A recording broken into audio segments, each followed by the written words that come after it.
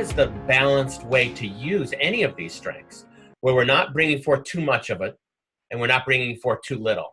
So we're not overusing our strengths and we're not underusing that particular strength. We find that middle ground, that strength zone, that what we're calling in the book, optimal strengths use.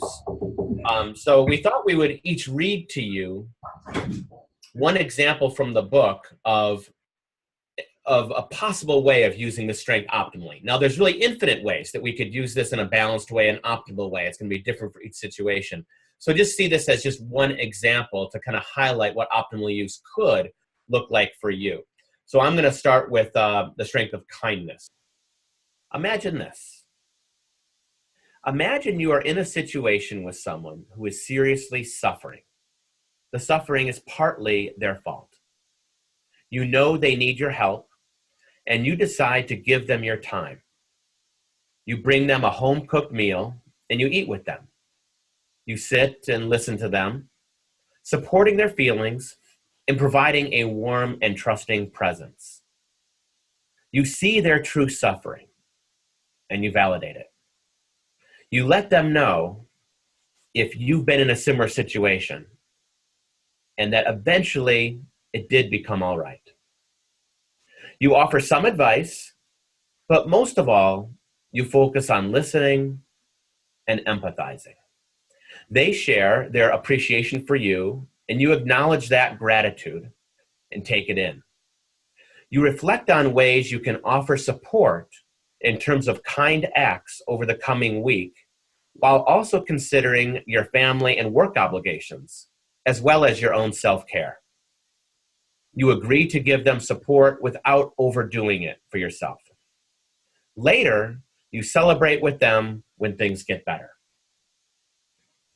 So that's one example of the optimal use for kindness. And you might notice that specific strengths are brought in toward the end of that scenario, as we do for all the scenarios. And those are actually the character strengths that tend to be most connected with kindness. So another strength that I think is very important to many people is hope. And so let me share with you a little sample of what we think it means to have the optimal use of hope. Imagine this. Imagine yourself 1 year from today. See yourself as a person happy, confident, and connected to others in your life. Visualize yourself being at your best in your relationships and in your work. Notice the details of how this looks and attend to how it feels to be at your best. This might be very different from how you feel today, or it might be an improvement in the spirit of self-development. Feel a sense of hope right now that you can get to that point in 1 year. Think about the character strengths that will serve as pathways for you to reach that goal over the coming year.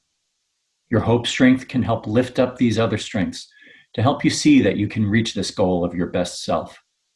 Notice how your hope can boost your zest for the goal, your perseverance to overcome obstacles, your perspective to keep this bigger picture in mind, and the heart-based strengths of gratitude and love to use along the journey.